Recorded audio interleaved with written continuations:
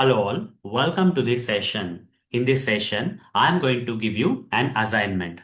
To solve this assignment, you should have the knowledge of how to use text function in XPath expressions. This concept of text function in XPath expressions I have already covered in the previous session. So refer to the previous session to get this knowledge before attempting this assignment. Now, as part of this assignment, you need to solve these 5 challenges that I have mentioned here. 1, 2, 3, 4, 5. Total 5 challenges are there. These 5 challenges you have to solve as part of this assignment. And these challenges you need to solve on this website page. Okay, there's a sample application page that you need to go and solve these challenges. So let me explain about this assignment and challenges so that you can understand how to solve them. Fine. First challenge. Locate, click for JS alert button.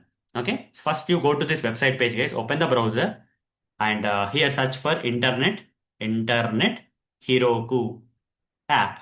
Like this you search. When you search for that, in the search results you'll get this link, the internet Heroku app link. You will get, click on this link. Once you get this particular link, okay, once you get this particular link, you need to go to this one of the page, that is JavaScript Alerts link. You need to click on this link, JavaScript Alerts. Once you click on that link, you will be taken to this JavaScript Alerts page. Now on this page, you need to locate these buttons. Okay, first you locate this button, then you write the relative XPath expression to locate this button, then you have to write the relative XPath expression to locate this button.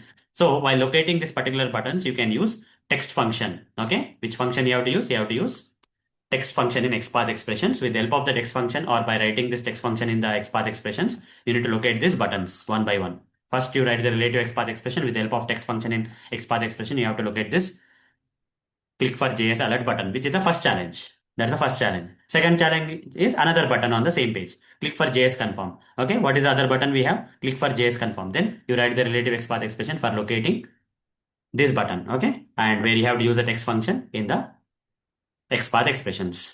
Then locate click for JS prompt. Okay, click for JS prompt. Then write the relative XPath expression with the help of text function to locate this click for JS prompt button. Then after these 3 are completed, then you need to locate result colon label. You see there is a label here. You need to locate this particular text with the help of relative XPath expression. You should be able to locate this text element. Okay, so that's the fourth challenge. And the last challenge is locate JavaScript alert page heading. This JavaScript alerts page heading you need to locate with the help of relative XPath expressions.